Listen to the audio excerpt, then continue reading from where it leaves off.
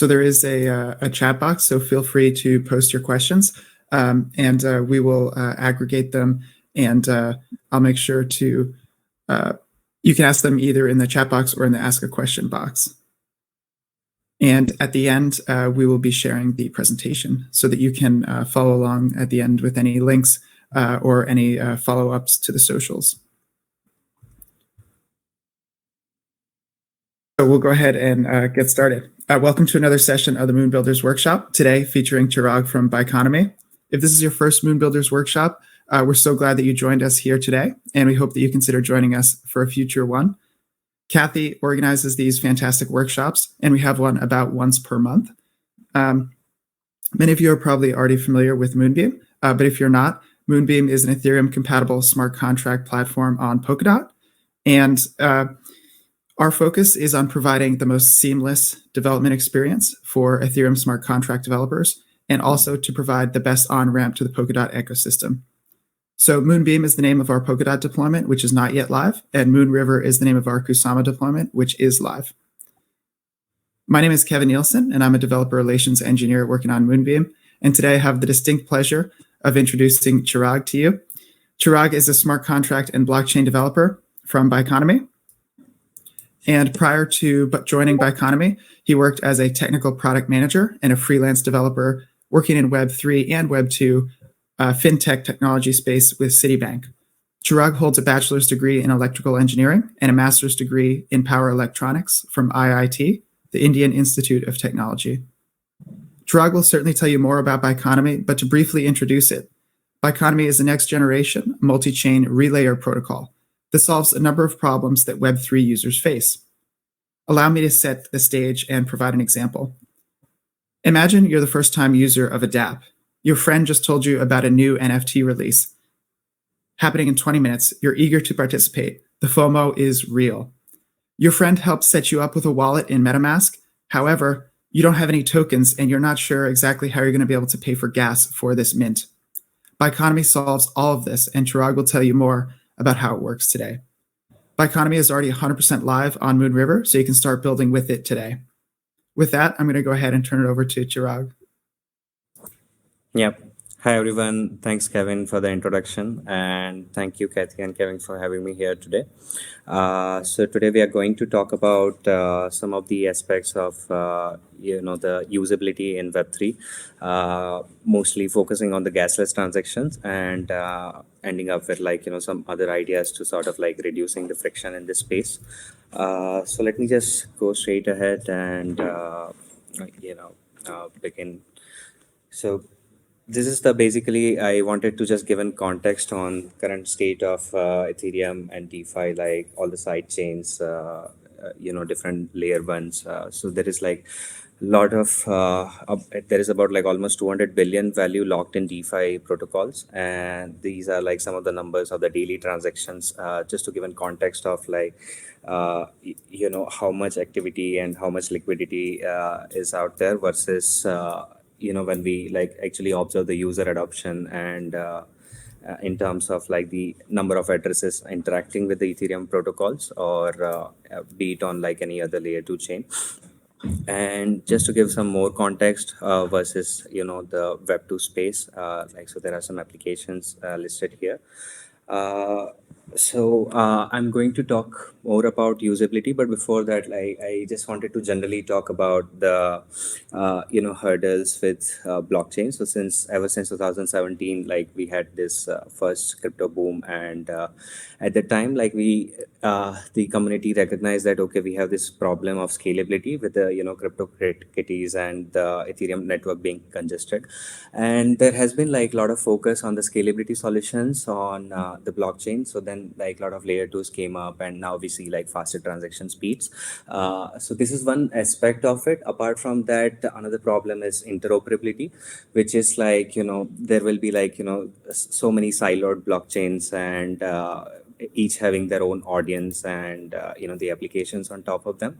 But then it introduces a problem of user interacting with like several tabs, which may be on like different blockchains. So how do you like sort of like move the liquidity, and what are the other challenges that or the steps that I every time have to do before like switching from like one network to another or one tab to another tab.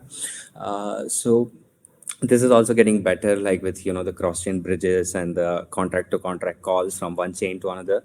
And this is where like we also come in, like in terms of like thinking of like this multi-chain future. And the last thing is usability, where I'm going to talk about like case by case, more on the usability side of things. But in generally, there is like a lot of hurdles when a new user comes in, or even the crypto savvy user is interacting with the tab. So basically, in order to pay fees, like in order to write something to the chain, I need to pay the gas fees, which is in the native token of the network I'm interacting with. So it can be like Ethereum, BNB, Mover, so these kind of like native currencies. I'll be paying the gas fees in.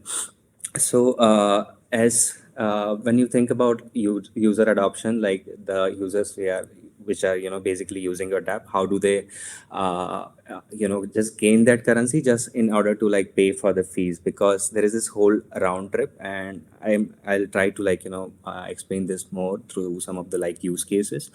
Another challenge is you have to like rely on the gas oracles, and like sometimes there are gas wars happening because the network is getting like more overwhelmed with the transactions.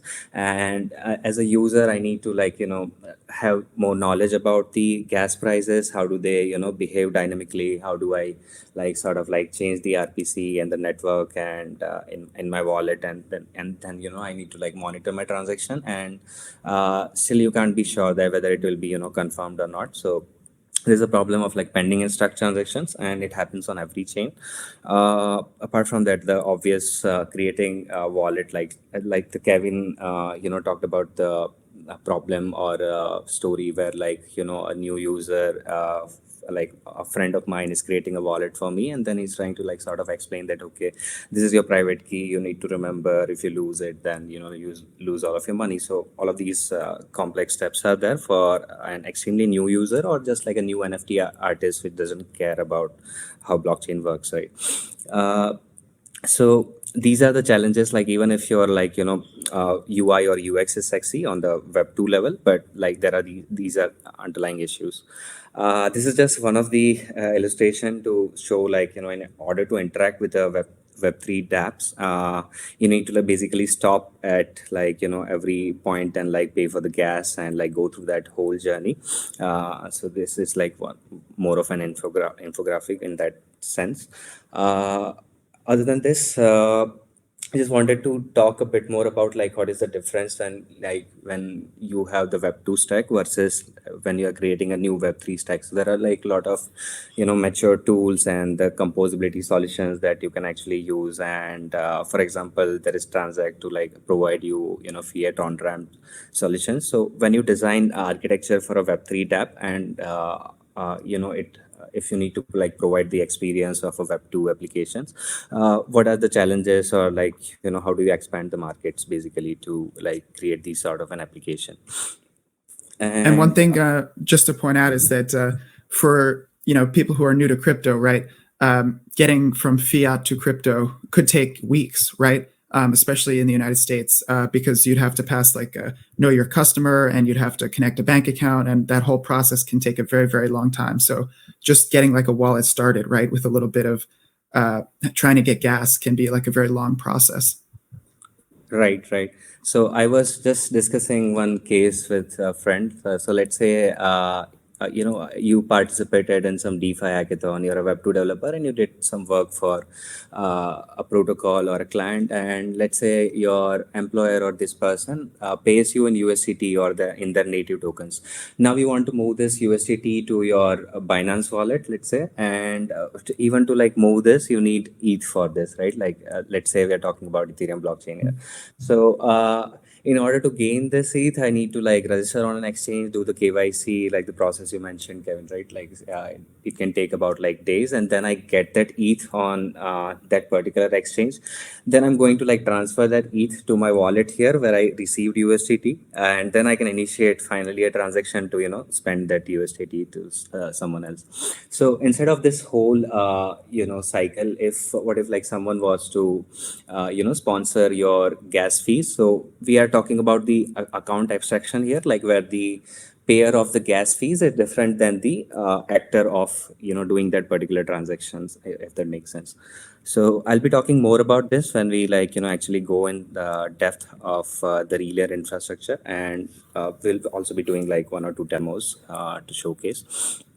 uh, yeah, so the next step is like what should be the goals when you are creating a dApp and you want to solve these problems that we just talked about. So and there are benefits like how do you onboard the next billion who doesn't know about like this complex Web3 world. So first major step is like to focus on like to capture these users and how they can onboard it with your dApp by like doing this user onboarding process, or like bearing the cost of like sponsoring, let's say, X percentage of the transactions. And yeah, I mean, another problem like is when you want to actually move your assets from, let's say, one chain to another. You want to go and interact with a dApp which is on some L2, and it's a gaming NFT dApp, let's say, and you need to like move some liquidity from like one chain to another. And usually the native bridges like it takes about like 15 minutes to 20 minutes to like go in, and when you need to come out it can take for about like half an hour to 7 days. So these are the challenges like on the interoperability or the like liquidity migration side as well. And how do you provide like cross-chain integrations and more sort of like value transfers which is like accessible for even not crypto native user. And another thing which I like emphasize on is how do you do the user driven developments. First, like analyzing, okay, these are the challenges, some users are not able to pay with crypto, and how do you provide like on ramps. So this is just an example of handling your web flow according to this in your TApps. And yeah, the next step is like now I'm going to introduce about like Moon River and then Bioeconomy. So how do we like relate, and how does like each project works. So building on Moon River is like Kevin said in the beginning. So it's like easiest or on ramp or your opportunity to like tap into the liquidity in Kusama ecosystem, which will be like the next stage will be like tap into the liquidity of Polkadot ecosystem. So the journey is like very easier for an Ethereum. Let's say you are already an Ethereum developer and you have some your smart contracts in your dApp, or let's say you are developing new contracts. So you can't even tell the difference whether you are like developing on Ethereum or Moonbeam. So the first step would be, let's say you deployed a contract or you already have a contract on Ethereum. You first like if you want to test it out, you go to Moonbase Alpha, and then you want to like sort of move to the next step. So that's where Moonriver comes in to give you like in production like Canary environment, which is on the Kusama ecosystem. And apart from that, there are a lot of other benefits, like you get the shared security of like other parachains in the whole Kusama ecosystem or the Polkadot ecosystem later on. And interesting use cases can come up where you are like sort of like moving some of your workload to another parachain in that ecosystem, where let's say if I'm doing an NFT drop and I want to to like distribute some passes like to the users who will be able to mint that NFT, so that there are no like gas auction wars. So I could do it potentially on like integrating with another chain in this ecosystem. So this is like major upside point which like appears or very appealing to me. And apart from that, like the tool sets as a Ethereum developer, which whatever you are used to, so it's like the easiest way. Like I can use the hardhead, truffle, remix, and even like for the JSON RPC calls, I don't have to like learn and go to the docs of like another chain and like actually understand like, okay, what are these calls and how do they change in the context of a particular chain. So it's just like this EVM environment and all the familiar tools you can actually see in this ecosystem. Moving on to Bioeconomy. So Bioeconomy is basically, so we also share the vision of a multi-chain infrastructure and being able to like serve the users on like different blockchains. So basically you can think of this as a transaction layer where dapps can integrate and make the user journey easier for their end users. So we are like trying to make the Web3 space easier for everyone. And here are like some of the features for Bioeconomy. So first aspect is the gasless transactions, which we are going to talk more about in detail and go through the demo as well. Another is like there are some other benefits as well. So for example, the USDT use case which I talked about. So what if you are able to let's say I want to migrate 1,000 USDT and I want to pay fees, let's say 20 or 25 USDT as a gas fee. So when you integrate Bioeconomy, it allows you to do that on your dApp. So this is like expanding the services on the like the usability side of your dApp. And also there are like some other benefits. So for example, if user wants to like interact with a BSC dApp or Moonriver dApp, or if I'm like moving from Moonbase Alpha to Moonriver, and I need to like constantly change the RPC if I'm on a native dApp, right? But this is what like we call blockchain agnostic, where in that case we sort of like abstract the wallet provider versus the network provider concept, where like you can still sign the messages and without changing your RPC you can basically interact with like all of these dApps just like as if you are logged in into any Web2 application. So these are the benefits, and like I'll jump more into how the relay infrastructure actually works. Yeah. So that was really cool. I just wanted to ask a follow-up. So there's no need to manually change the RPC or to change your MetaMask to a different to connect to a different network. Why isn't that necessary? So just like I was talking about, the notion of a wallet provider versus, the actual network provider, which you sort of like, create with your RPC URL and then your provider object. So that provider is specific to your network. So Bioeconomy allows you to, import an SDK where you can actually say that, okay, this is my wallet provider, which is going to just, sign the user messages. And this is my network provider, which is going to interact with the smart contracts on, the network, which my app is on. Right. So and because like since the user is not paying the gas, they are just signing a message. So it's just plain cryptography where you just need like a window.ethereum object. It can be any other chain, right? Like whichever network you are connected to on your browser MetaMask. And behind the hood, like you are just getting the signature from this connected provider, and behind the hood you are like sending the transactions from a different provider from your client side code. So if that makes sense. That's a huge benefit. And can you speak to the how the relayers kind of monitor transaction status, and how do they decide, we're monitoring a pending transaction, but we need to speed it up? How do they make that decision? Right.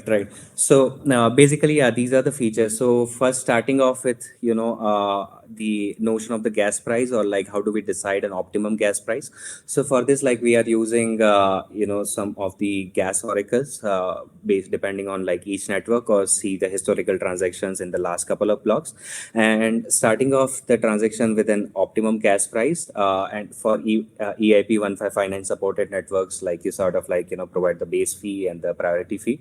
So this is done like to sort of like start with an optimum gas price, and then we sort of like monitor all of these transactions by checking the confirmation status of these. And let's say if I am on X network and the block time for this network is, let's say, 2 seconds, so we wait for like 50 blocks, so that is about like 100 seconds. And there can be like some reasons where like initial gas price that you provided was low and it hasn't like come down to that value yet. Then that transaction is still in pending state, right? Or sometimes like your node provider is not efficient and it is like dropping the transactions that you are sending. So based on these time for each network, we get to know that, okay, now we need to send this transaction for resubmission. So there are like couple of retries that happen this way, and for every retry, you send the transaction from this relayer infra with the same norms, but with like a slightly higher bumped up gas price. So this is part of the configuration for all the networks. And yeah, these are like sort of like the benefits for like we talked about blockchain agnostic, and we talked about like bumping up the gas price and retrying the transactions. So as far as like you are concerned as a dApp or an end user, you just need to call the API once, or you just need to like interact and give your signature once. And behind the scene, the whole relay infrastructure takes care of like tracking your transaction this way. And you just need like you just get the initial hash. So I'll show that more in the dev tool section of the demo that we'll do. It's such a better experience than trying to go and increase the gas price and then check a page and check gas now and check Etherscan gas tracker and all that. Yeah, it gets frustrating for the users all the time. Like, where is my transaction? What happened? Yeah. So moving on. So these are so without Bioeconomy, this is what we are just like talking about, right? Like you need to sort of create this infrastructure. If you're a dApp and if you're an end user, you need to learn of like the complexities of the Web3 world, and then there are like a lot of other things, MEV, like front running. You need to like take care about all of these things. So these can be like bundled up in the solutions. And when you're using this, so we are sort of like providing SDK and the APIs to as a plug and play solutions, which you can like integrate with your dApp on Moonriver. And it's like as easy as like modifying or writing 3 extra lines of code in your dApp. So basically like you import Bioeconomy from as an SDK, or you can create an API endpoint, and you can just like keep on calling this API from your backend to process a meta transaction, and it's like super easy and super quick. So yeah, this is just more of an illustration of what I just talked about, like what are the benefits in terms of like the transactions and paying the gas fees, monitoring and like the speed of your transactions. Also like how do you optimize gas in some cases. So this is also like covered in like when you use like some of the products. Cool. So now I think we will just move on to the sort of the demo and like getting in depth with the meta transactions. So this is how a typical meta transaction works on a very high level. So basically the idea is like the person who wants to interact or let's say buy an NFT, they are not paying the gas fee. So we are talking about account abstraction here, where external third party pays for the gas on your behalf, and you are just meant to like make your identity through your signatures, right? So user just like signs and sends a request, so we are calling them a transaction signer, and this is a Bioeconomy relayer which will like forward these transactions to your contract, but it will also do like some of the stuff like within your contract by making it meta transaction compliant. So we will just like I think cover that in the next 1 or 2 slides. So this is the general idea. Like I, as a user, I have just given my signature, and this relayer knows that, okay, there's a signature. I need to verify this signature against this user address. So signature verification happens here. And since you have, like replaced message.sender in your contract with like a helper function, which sort of like, responsible for, identifying, okay, this transaction is coming from a relay or this transaction is coming from a user. So this helper knows that, and then it like sort of performs the the actual call on your recipient contract. So this is the idea, and like the entities on a very simplified architecture, like compared to like other gasless solutions out there. And yeah, just one thing before you move on to the next one, can you remind us what a meta transaction is and how it's different from a normal transaction that a user sends?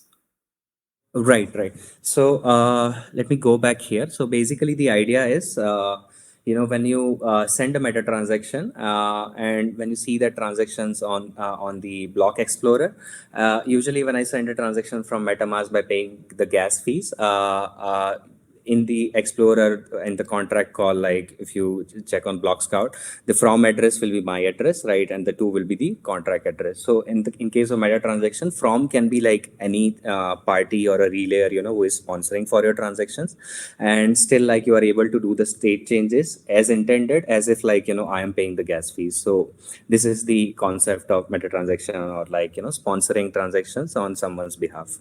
So this is the idea, and I think I'll cover this more on the contract level, which will be the first step here. Like how do you actually modify your contracts to integrate Bioeconomy?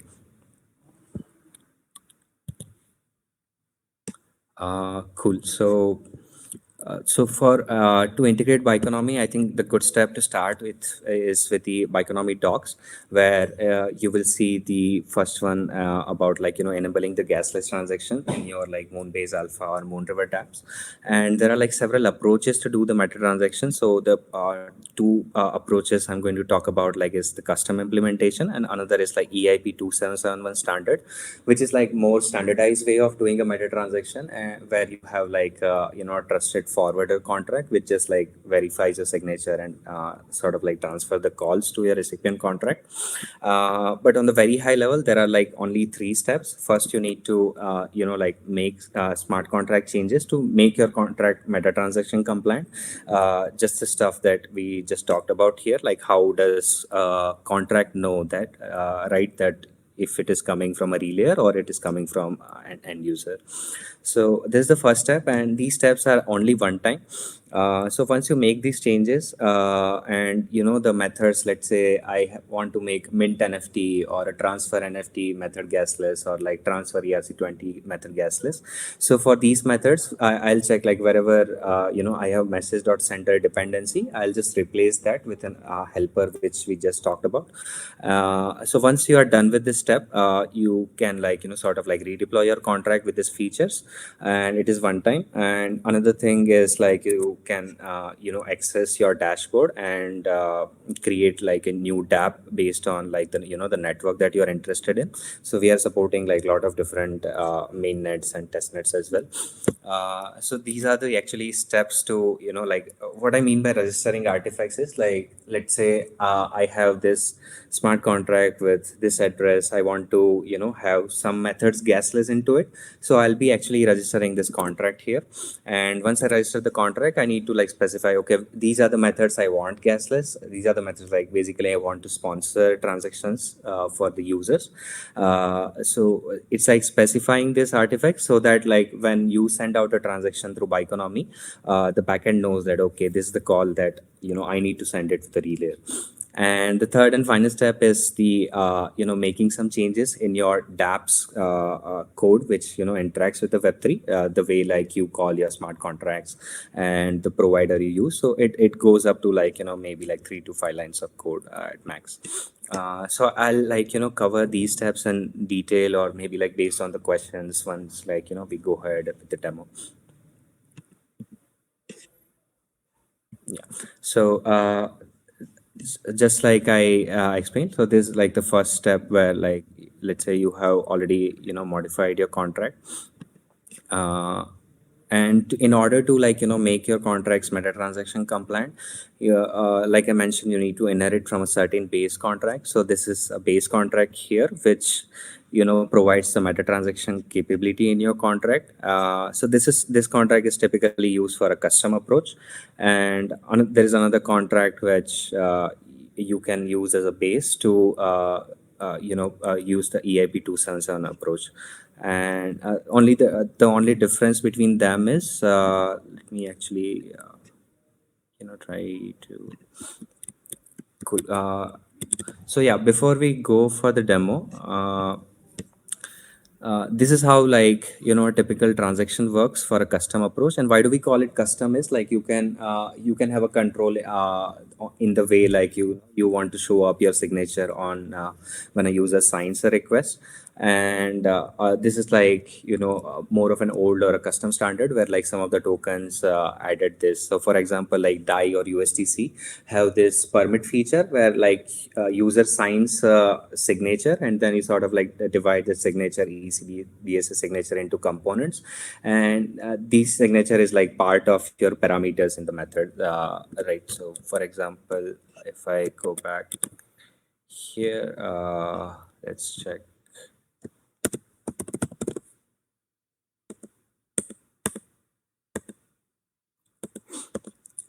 Yeah, so for example, for the permit function,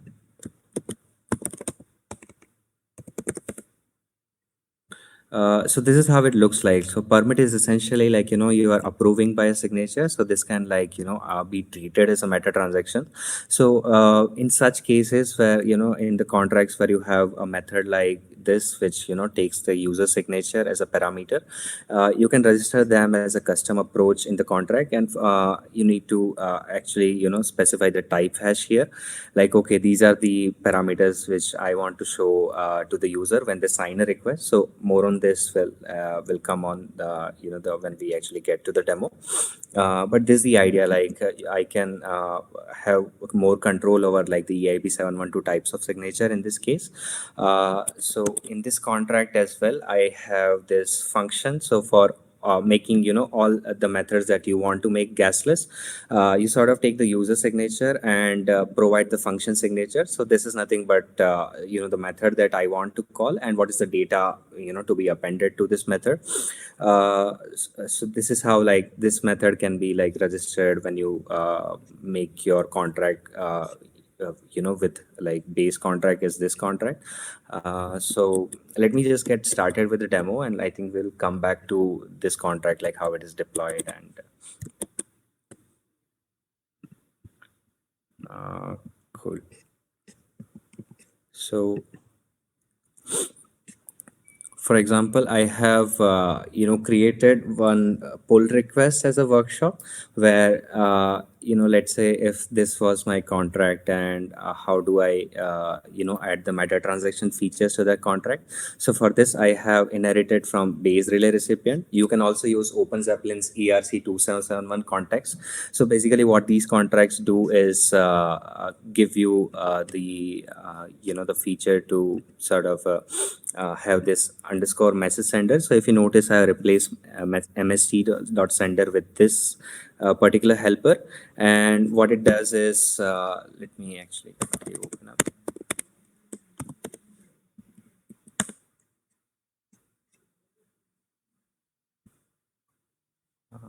It's not the correct link.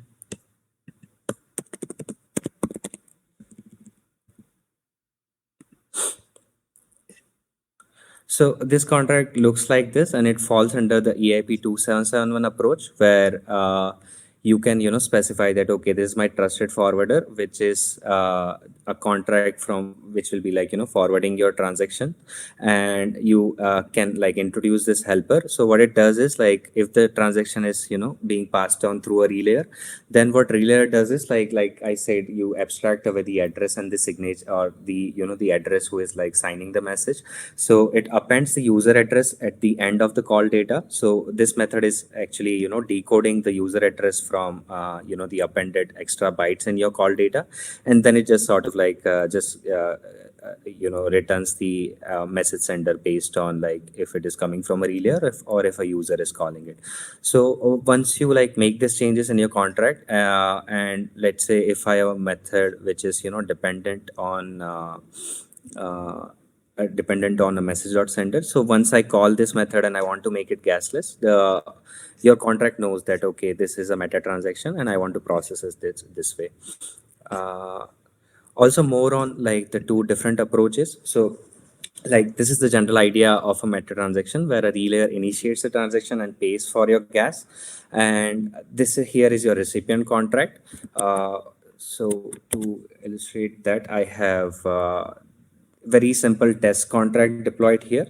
So in case of custom, I'm inheriting from this contract, which is called EIP 712 meta transaction, which we just saw here. So this allows you to process EIP 712 type of signature. What I mean by this is, like, let's say when you sign a message, sometimes if you are using ETH's old personal sign, it just shows you a random hex message. So your user can be, intimidated by this kind of like a random message, what I'm signing. You have no idea what you're signing. Yeah, it could be anything. Yeah. Exactly, yeah. So EAP 712 signatures are preferred over that in this case, where you can actually, specify like your own type hash that, okay, I want to show that, okay, this is a nonce, this is my address, and this is the actual data that I'm signing. But you can even split this function signature into various parameters. So let's say if I'm doing a DX trade on 0x, so you can like sort of see who is the maker, who is the taker, what is the maker fee, who is the taker fee. So you can actually be confident that, okay, this is what I'm signing, and you can actually cross check that with the smart contract, which is published. So these are the benefits of custom. And if you notice, in this case, when we are inheriting from this contract, so it basically, this is my recipient, right? And it introduces the features of verifying the signature and nonces in this contract itself. So for example, when I call this method, and when I pass on the user signature, it will actually call this verify method, which will like do the job of like actually checking if your signer and the signature, if they are matching or not, and if they do not match, it will throw an error.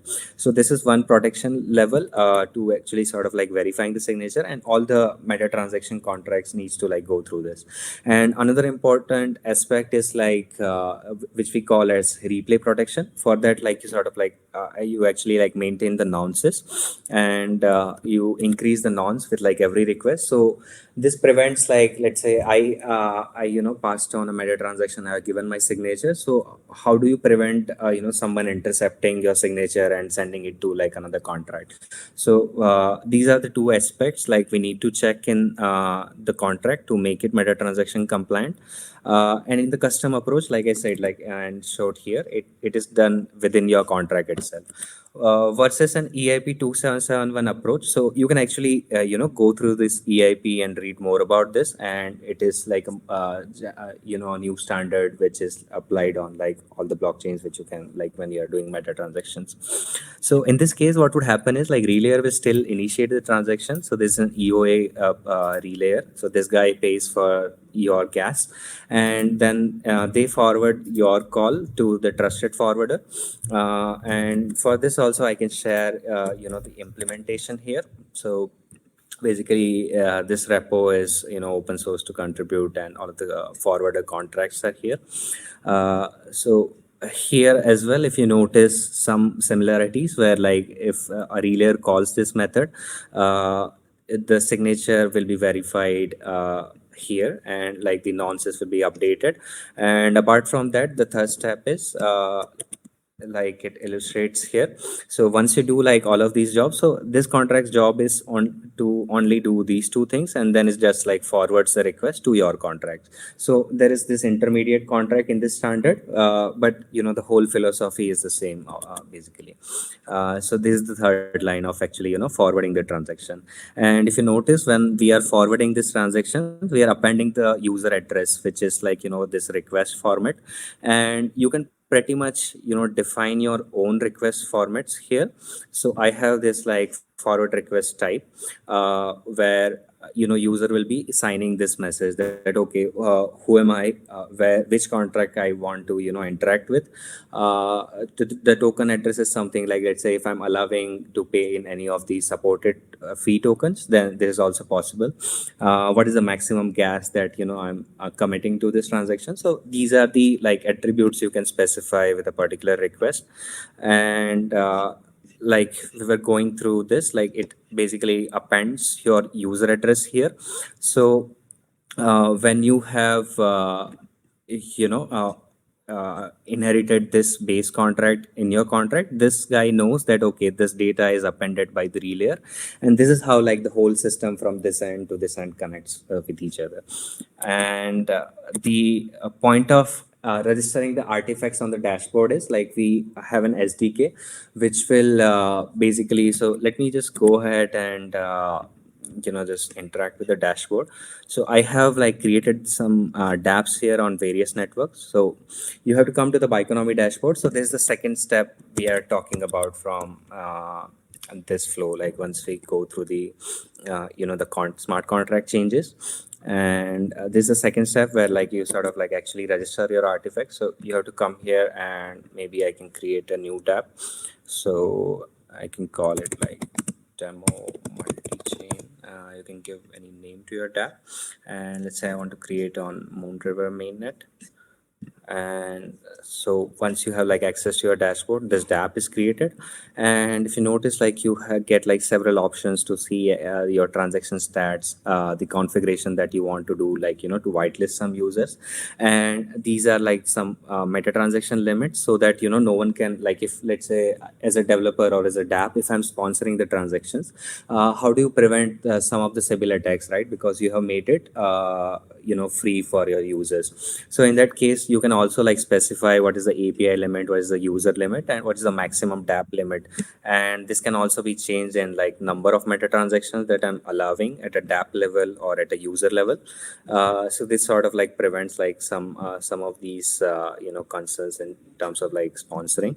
And here you get your API key. So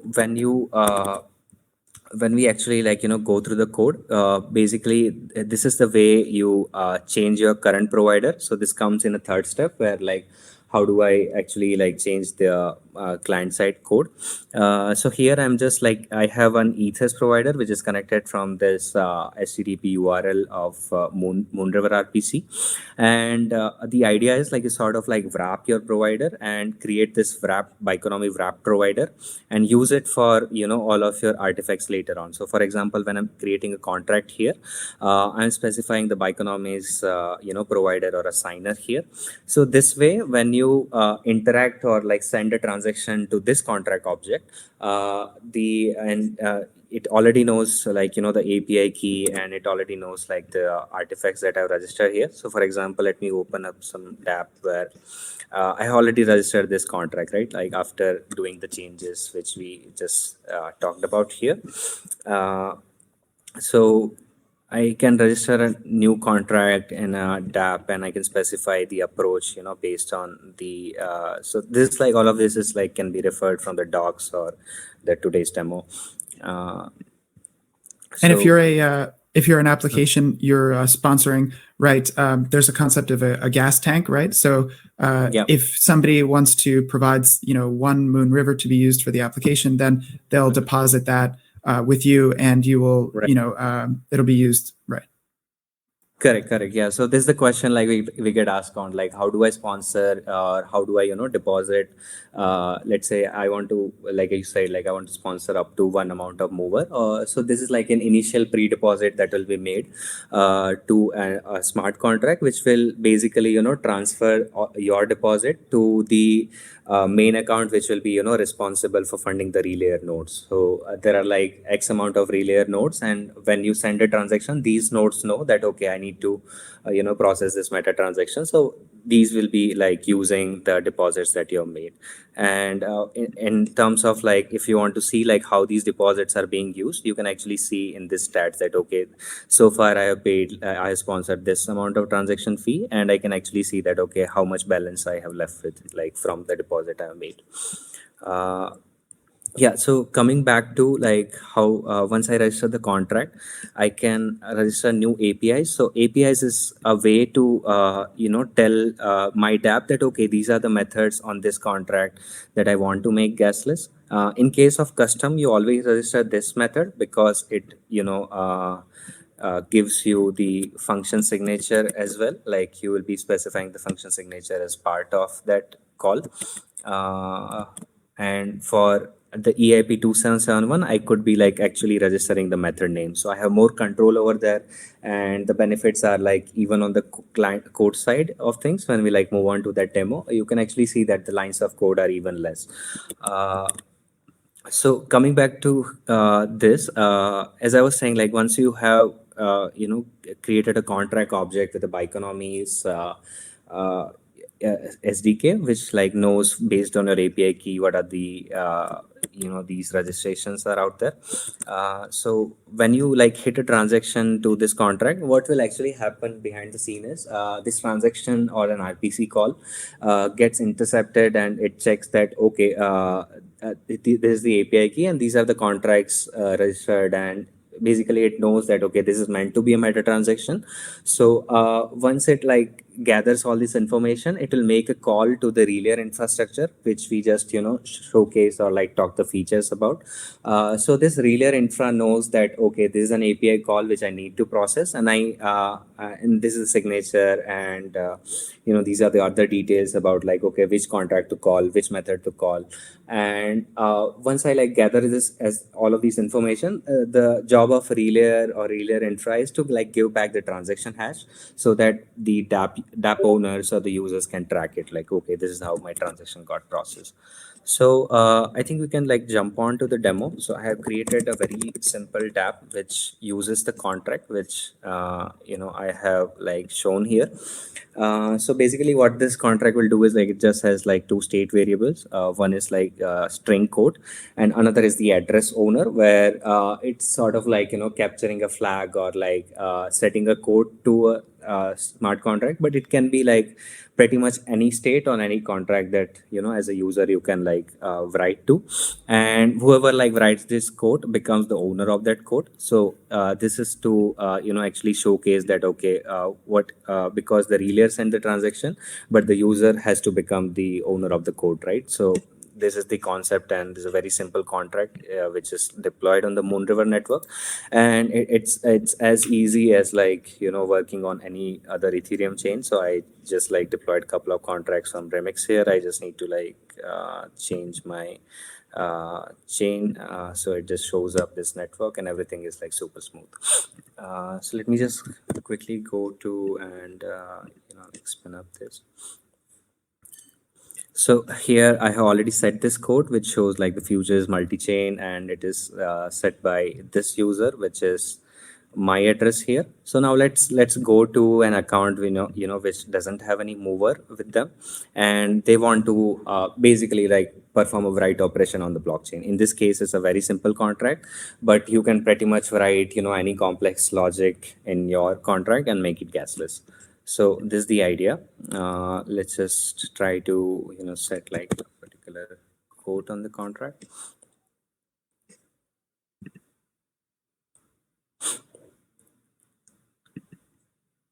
So these are like different initialization steps where it actually shows you that okay, this is the transaction that this is how like it is collecting your artifacts from the dashboard that you have registered with.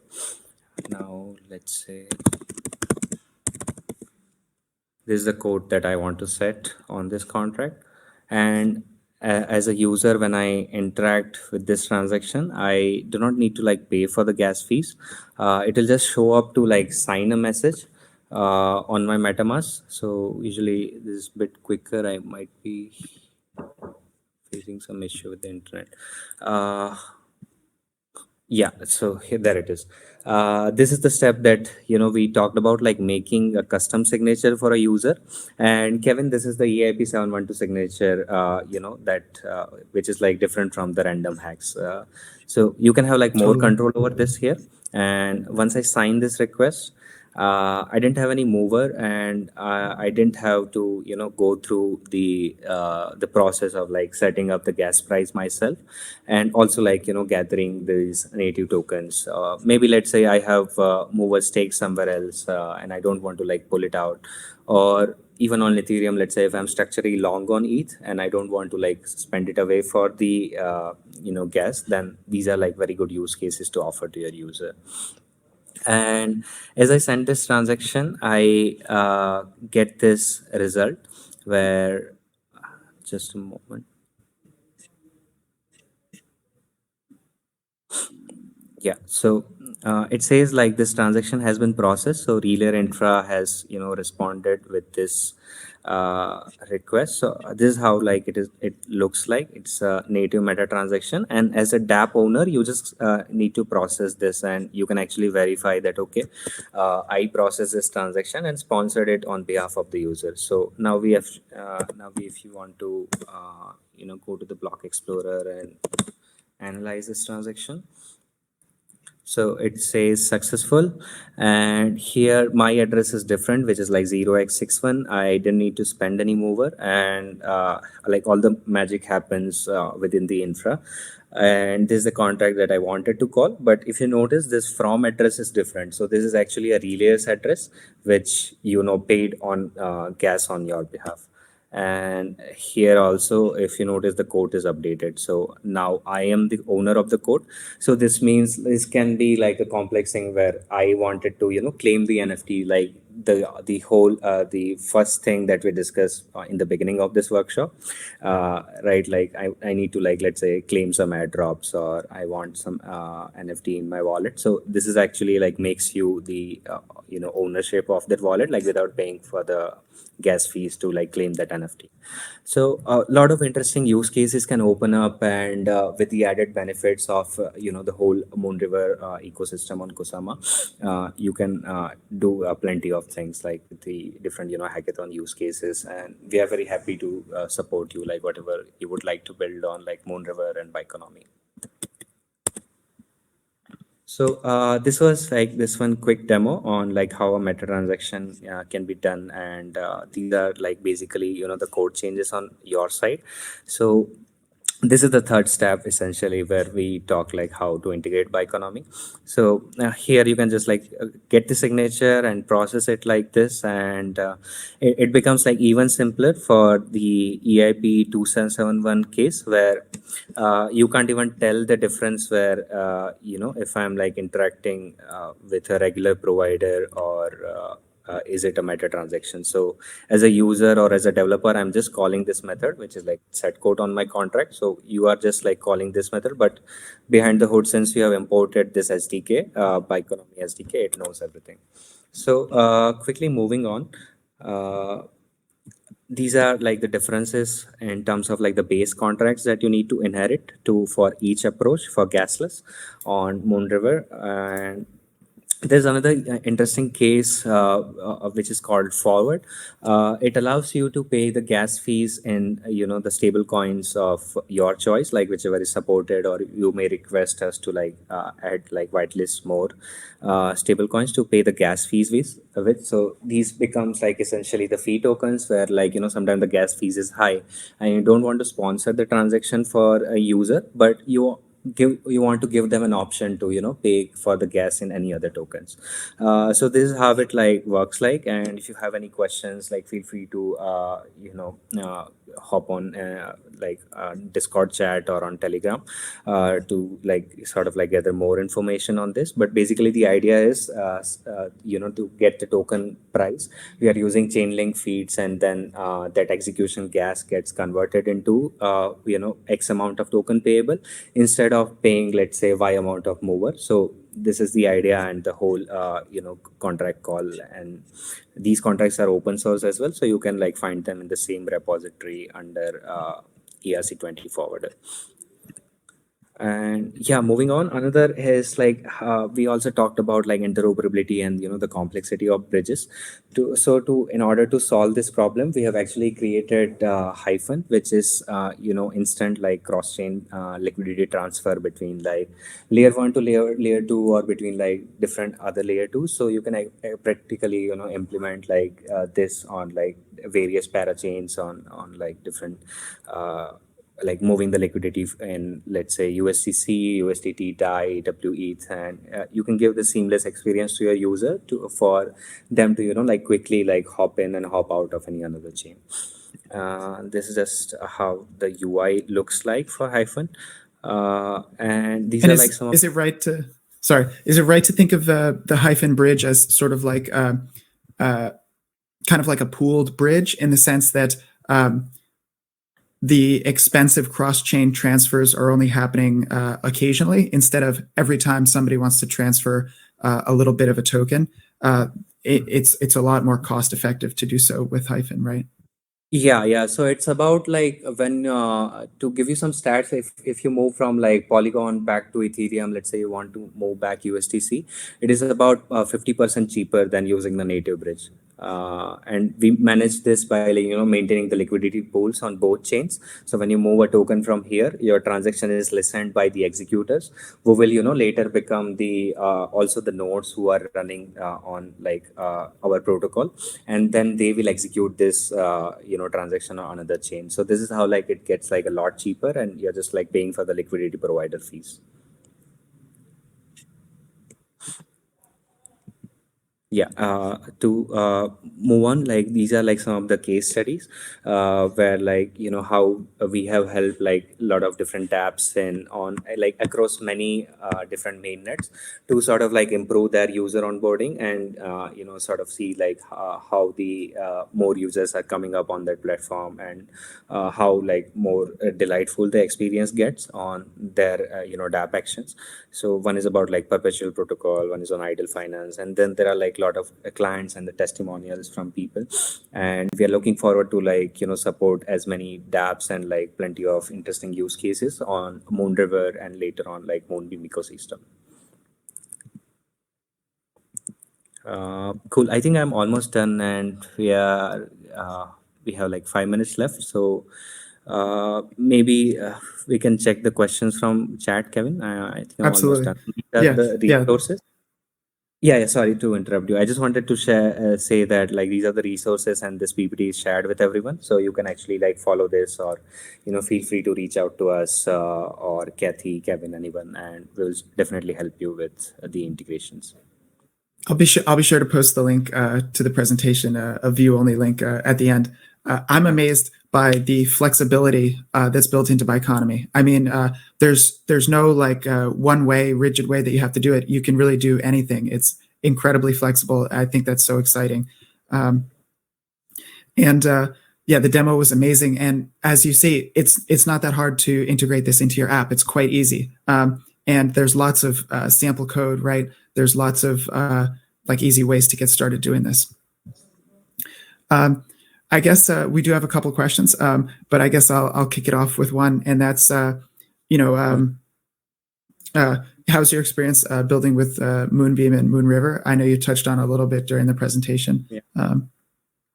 Yeah, so like I said before, when I was mentioning about like deploying the contract, so it is super easy to work off sort of like all of these familiar tools, and there is no like other chain like or a layer two which like gives you these benefits, and also the added benefits of a multi-chain ecosystem like Polkadot and Kusama.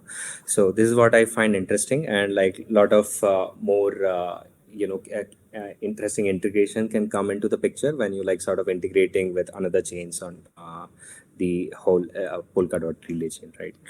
So yeah, it's been like super smooth and super interesting for me. Amazing. And it's so cool. If somebody's a first-time user, right, to Moonriver, they've never added the network to their MetaMask, right? You can actually interact with the dApp on Moonriver, and your MetaMask has never been connected to Moonriver. That's so cool. You sign a message, and Biconomy takes care of figuring out the right network that you should be on, and taking care of adjusting the signature accordingly. Yeah. So cool. And what's next on your roadmap for Biconomy? Is there anything that you can share? Yeah, for sure. So we are definitely like adding more and more chains. So we are working on like supporting more chain integrations. The next coming up would be like Avalanche mainnet, Arbitrum mainnet, Optimism as well. So we are sort of like supporting like all the different chains in this whole like multi-chain vision, and we are also work on a path to progressive decentralization, where we will have like more community participation, and the protocol will be open to like participate for everyone, and like build interesting use cases or things on top of Biconomy. So this is the roadmap in coming months, and a lot of work on the cross chain side as well. well. Like I mentioned, like cross-chain liquidity transfer, cross-chain contract to contract calls. So a lot of interesting things are happening in the coming months. Absolutely. One question here, I'll take it. It's kind of a Moonbeam question. Do you know if Moonbeam will avoid bridges? Is the question. No, we love bridges. Moonbeam is a huge fan of bridges. We have AnySwap that is available, and we have Meter Passport. And I'm not endorsing a particular bridge, but Moonbeam has always taken the approach that we didn't want to build kind of a state-sponsored bridge, saying that this is the only official bridge. No, there are many options. There are many solutions that you can use. So that was that. In terms of gas wars, I mean, I think, correct me if I'm wrong, Chirag, but I think, Bioeconomy can help to alleviate or, it can kind of reduce the impacts of like a gas war. It can kind of help alleviate that, right? Yeah. So we are like working with like several IDO platforms where like or even like when you talk about like fair launching of NFTs, what are the solutions that can be provided in terms of, let's say, creating an SDK or providing some helpers to sort of like whitelist these users. How do I know the Discord activity and already know that okay, these will be the users who will be actually able to mint an NFT. So this just giving an example to sort of like having a fair minting process to avoid the gas wars. And even in terms of like you can once you have like given your signature, you can like batch these transactions or to be performed at like a later time. So these are like some of the ideas to avoid these kind of gas wars. And also we are supporting like several platforms when they do an IDO. So at the time, like you have like thousands of requests hitting per second to like process the meta transactions. So we have like scaled up infrastructure for this as well to handle these requests. Amazing. I think we're running out of time. Chirag, I just want to say thank you so much for your time today. This was an incredible presentation and demo. Really excited about Bioeconomy and the integrations that are available right now, live today. You can go and start building with Bioeconomy today on Moon River, which is so exciting. Yep.